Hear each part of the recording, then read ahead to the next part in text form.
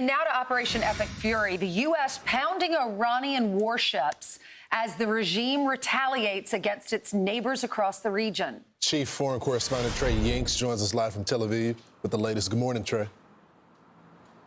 Yeah, Lawrence, good morning. It was another sleepless night here in Tel Aviv as air raid sirens blared across the city 4 separate times, sending people into bomb shelters. Many missiles intercepted overhead as the Israelis and the Americans continue to degrade the Iranian regime and their ability to launch these types of attacks against Israel and regional Gulf countries. We have some aftermath inside of Iran showing you some of the damage, not only around the capital of Tehran, but other areas. There is a concerted effort by the Americans and the Israelis to degrade Iran's ability to respond with attacks, including ballistic missiles, cruise missiles, and drones. Now, Israel's Prime Minister Benjamin Netanyahu spoke today about the ongoing success of this operation.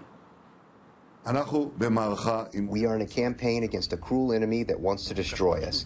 We crushed their nuclear and ballistic capabilities in Operation Rising Lion. Afterwards, instead of learning the lesson, they tried to redevelop them and bury them deep underground in such a way that we could no longer target them. The Israelis are looking east. They're also looking north at the Iran-backed Lebanese militant group Hezbollah. Some new strikes there overnight targeting individuals linked not only to Hezbollah, but also the IRGC. We know that according to the IDF, they have moved a brigade, the Golani Brigade that was inside Gaza, to the northern border in preparation for more offensive actions against Hezbollah. A top spokesperson for the Israeli military talking about this operation. In recent days, we have identified that Hezbollah is trying to increase the firing towards northern communities and expand the range of fire to additional areas in the country. Hezbollah is taking heavy blows. We are deepening the damage to its capabilities with each passing day and increasing the pressure on it. We're tracking a lot of developments here, not just from Lebanon, but also in Iran this week. There were pro-regime demonstrations. You can see people here chanting in support of Mojtaba Khamenei, the new supreme leader of Iran. What you're not seeing in the streets of Iran right now is the anti-regime demonstrations, because there is real concern about another crackdown against those civilians. We know earlier this year, an estimated 32,000 people were killed in those protests. Guys? Well, Trey, what did Netanyahu mean when he said to the Iranian people, in the coming days will bring opportunity to free yourselves? I'm working on some reporting on this specific topic right now, but there are clearly things going on behind the scenes that indicate the Americans and the Israelis want to empower the Iranian civilians who are against this brutal regime to go to the streets once again. We don't know exactly when that will happen or if the conditions will remain in a way that would allow them to go to the streets and not be killed by security forces. But we do know, as a result of Operation Epic Fury, many of the people responsible for the crackdown on protesters have been taken out, and the besieged forces and IRGC headquarters in Tehran have been destroyed in this operation. And so these heavy blows will continue to be inflicted on the Iranian regime, and we can expect an increase in strikes throughout the day today and even into tonight. Trey, you're reporting that you started off with when it comes to that brigade that was on the Gaza border from Israel. Is that a ground force that's making its way?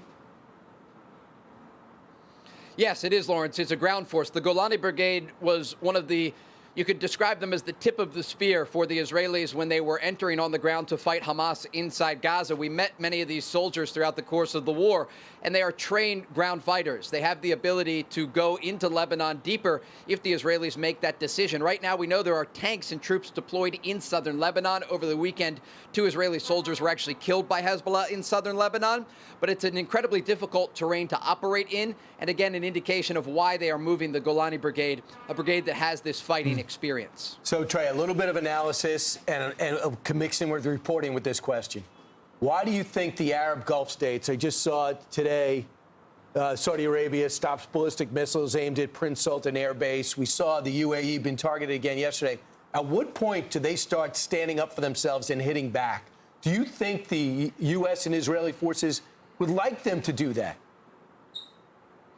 This is another great question, and I want to be careful with my reporting here. I'm also working on a story about this, but there are conversations happening behind the scenes about possible involvement of Gulf states. They understand they're taking a massive amount of ballistic missile fire and drone attacks against not just U.S. military targets in their countries, but also the civilian population there. And so certainly this is a consideration. I've also been talking with Gulf sources, and they say there is a red line. We're trying to understand what that red line is as these attacks unfold.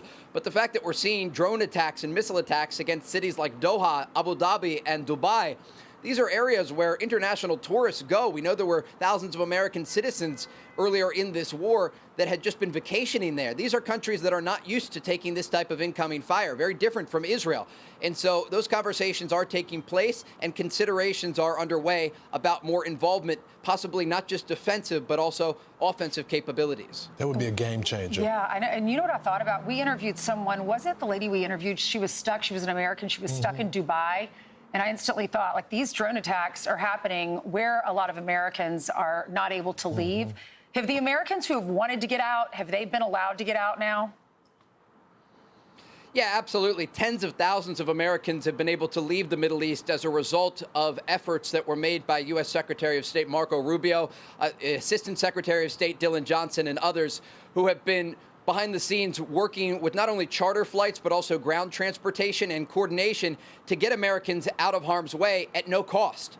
And so that has been a very successful effort so far. And we've even seen some of the video of Americans returning, for example, to Dulles Airport outside of Washington after they've been able to get out of the Middle East. And so we understand these efforts will continue, but so far tens of thousands of Americans have been able to come home in the aftermath of this war beginning. All right. Thanks so much, Trey. Thanks, Trey. Now they're trying to get an economic toll, have the region pay an economic toll. We'll pay an economic toll. The one way to do it, to bring that price of oil down and gas, is to start escorting the ships. I hope we start doing that. Yeah. The minute the escorts stop, you're going to watch the price per barrel go down. It's already down in the 85 from 120. It did go down. Meanwhile, now let's go to Steve Harrigan, who is live at the border between Iran and Armenia. Steve.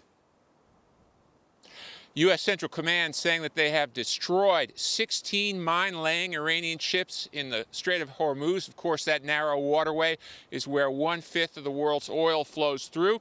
President Trump issuing a stark warning, posting, if for any reason mines were placed and they are not removed forthwith, the military consequences to Iran will be at a level never seen before.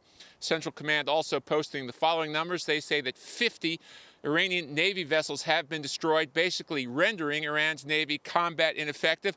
Also, that there have been 140 injured U.S. service members. Of those injuries, just 8 seriously injured.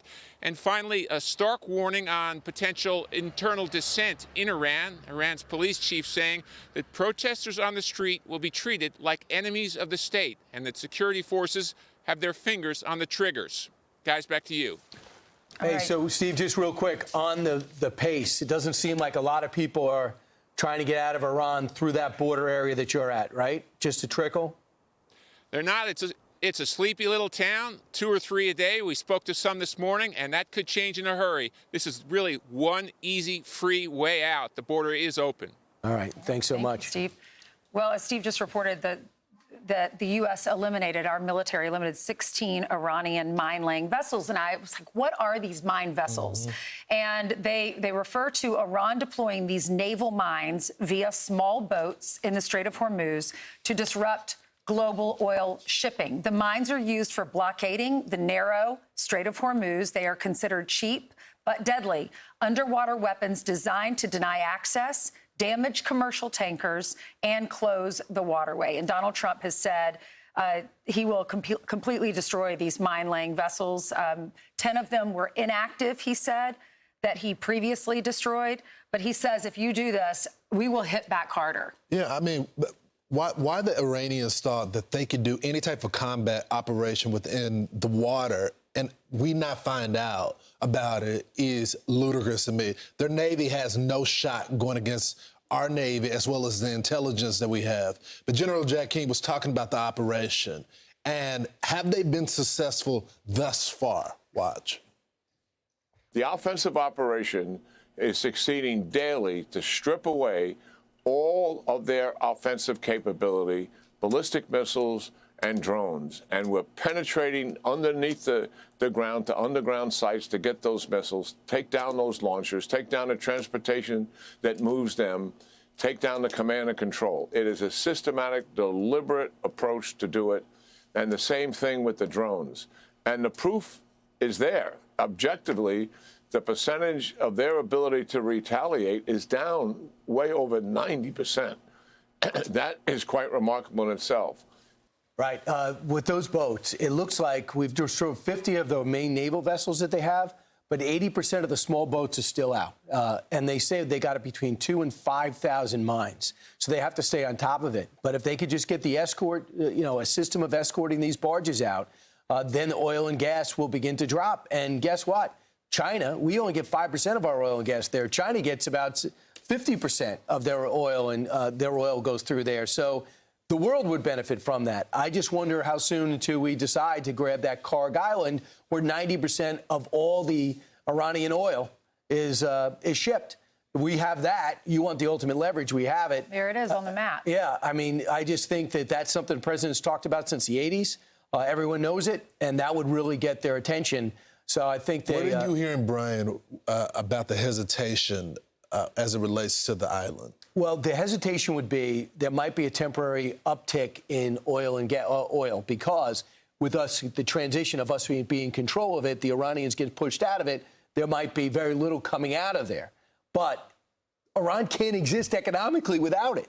So if you want to create ultimate leverage on a regime that they're so scared, they're afraid to put their supreme leader out in public, I think that's one way to do it. If you're in control of it, you literally are doing what you did with Delcy Rodriguez. We took all their ships and said, nothing's coming in or out. We'll control your oil. We flipped the government, take Maduro out, and now we're refining their oil. So yeah, you bring up a good point that the new leader who you had asked, was his leg amputated? We've heard he was injured in that first attack. He hasn't been seen, hasn't come out at all. So is he still alive? Well, is he in hiding? There's some reporting about it. I mean, we haven't confirmed it ourselves, but there's some reporting in the Times today to talk about some sources saying that they've seen him amputated, but we haven't independently confirmed And it. back to your original question, when you read Netanyahu's call for them to rise up, it says, get ready to rise up. Yeah. That means I think the Mossad's doing some great work on the ground, eliminating leaders, because nobody has better intelligence. They've already shown this over the last 2 years, 3 years, about the Iranian society, who's in command and who's going to be dead, than Israel. Real quickly, Brian, that's a good point, because it looks like even this new supreme leader doesn't have as much power because of his father planned for all of these little brigades to have their own command. And I think that's what's happening. That's why some of the Gulf states are being targeted, is that you don't have one person leading the operation right now. You have all these little guys that are running their own little divisions. Yeah, if there was one guy more powerful, it's not the president, it's Ali Larijani. He's the guy that gave the order to start cracking down on those protesters and killing them in cold blood and piling up the bodies last month. He's still there, and he's trying to taunt our president. I'm Steve Ducey. I'm Brian Kilmeade. And I'm Ainsley Earhart. And click here to subscribe to the Fox News YouTube page to catch our hottest interviews and most compelling analysis.